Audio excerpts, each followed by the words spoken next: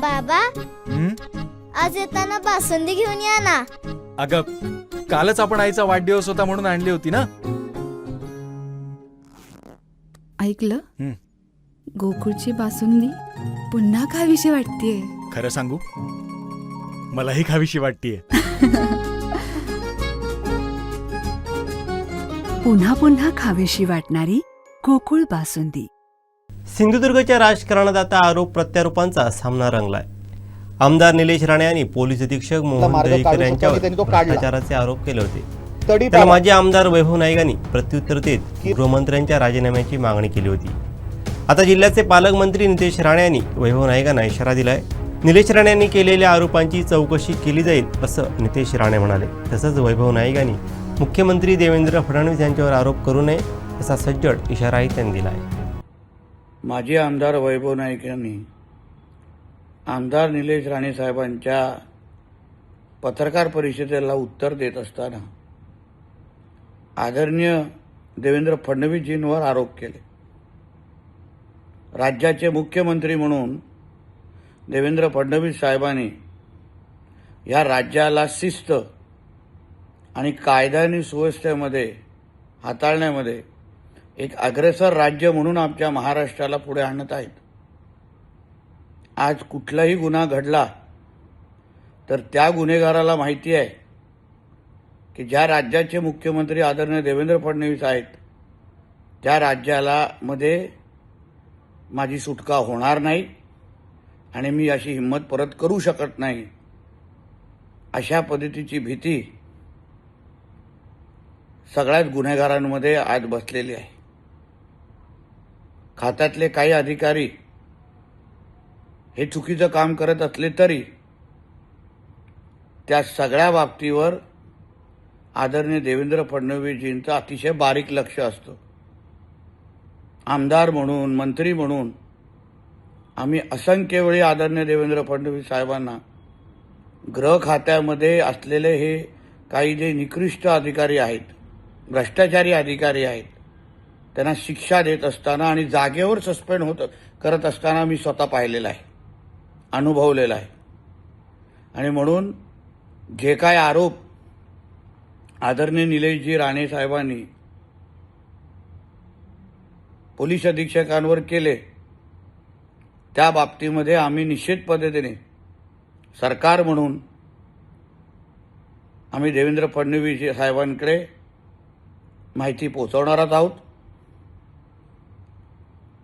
कुठेही चूक झाली असेल तर निश्चित पद्धतीने महायुतीचं सरकार म्हणून आम्ही कोणालाच सोडणार नाही ही आमची ठाम भूमिका आहे. पण ते बोलत असताना ज्या आदरणीय देवेंद्र फडणवीस साहेबांनी कुठल्याच गुन्हेगाराला कधी साथ दिली नाही, आज जे काही भ्रष्टाचार मुक्त महाराष्ट्र, ड्रग्ज आणि गांजा मुक्त महाराष्ट्र, गुन्हेगारी मुक्त महाराष्ट्र करण्यामध्ये आदरणीय देवेंद्र फडणवीस साहेब जे दिवस रात्र एक करतायत त्याला गालबोट लावण्याची हिंमत माजी आमदार वैभव नाईकांनी करू नये असं स्पष्ट शब्दात त्यांना मी सांगेन. निलेश राणे यांच्या आरोपांप्रमाणे जर खरोखरच 2 कोटींचा हप्ता हे खातं घेत असेल तर याची तातडीने दखल घेऊन देवेंद्र फडणवीस यांनी गृहमंत्री पदाचा राजीनामा दिला पाहिजे अशी मागणी माजी आमदार वैभव नाईक यांनी केली आहे. माननीय कुडाळ मालवणचे आमदार निलेशजी राणे हे खरं तर याआधी सुद्धा 5 वर्ष खासदार होते आणि आता ते गेले 2 वर्ष आमदार आहेत. माझ्या माहितीप्रमाणे किंवा मी लोकप्रतिनिधी म्हणून काम करत असलेल्या त्यावेळच्या अनुभवानुसार एखादा वरिष्ठ स्तरावरचा अधिकाऱ्याची तक्रार आपण करायची असतील किंवा त्याच्या भ्रष्टाचाराची, त्याच्या कारभाराची, तर त्या खात्याच्या मंत्र्यांकडे प्रथम करावी लागते. म्हणजे जे सत्तेतले लोकप्रतिनिधी असतात ते त्या खात्याच्या मंत्र्यांकडे तक्रार करतात आणि तर मंत्री कारवाई नाही झाली तर त्या संदर्भात विधानसभेमध्ये किंवा आवाज उठवला जातो. परंतु निलेश राणे यांनी त्यांच्याच मित्रपक्षच्या महायुतीच्या मधनं ते निवडून आले, त्या देवेंद्र फडणवीसांना दही बावकरांची पहिली तक्रार केली पाहिजे होती.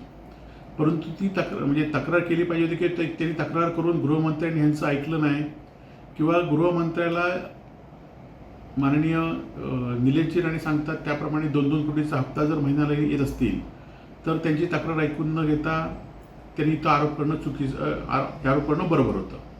आज माझ्या माहितीप्रमाणे गृह खात्याच्या माध्यमातून संपूर्ण महाराष्ट्रामध्ये गृह खात्यावर अनेक आरोप केले जातात आणि गृह खातं पूर्णपणे फेल्युअर झालेलं आहे. परंतु भ्रष्टाचाराचा आरोप आता मित्रपक्षाचे लोक करत असतील तर माननीय देवेंद्र फडणवीसांनी या विषयात लक्ष टाकून खरं देवेंद्र फडणवीस यांच्या गृह खात्याने राजीनामा दिला पाहिजे आणि त्यांनी दुसरं मंत्रिपद घेतलं पाहिजे. कारण एक सत्ताधारी पक्षाचा आमदार जर 2-2 कोटी रुपये दर महिन्याला गृह खात्याला मिळत असतील असं जर आरोप करत असेल तर विरोधी पक्ष किंवा सर्वसामान्य आरोप जे करत आहेत त्याला पुष्टी आज मिळालेली आहे. आणि त्यामुळे माननीय निलेश राणे यांनी जे आरोप केले आहेत त्या आरोपाची गृह खात्याने तातडीने दखल घ्यावी आणि 2-2 कोटी रुपये जर हप्ते घेऊन जर हे सरकार मित्रपक्षाच्या आरोपांना जर उत्तर देण्यास बांधील नसेल तर आता न्याय कोणाकडे मागणार हा पण विषय या ठिकाणी आहे.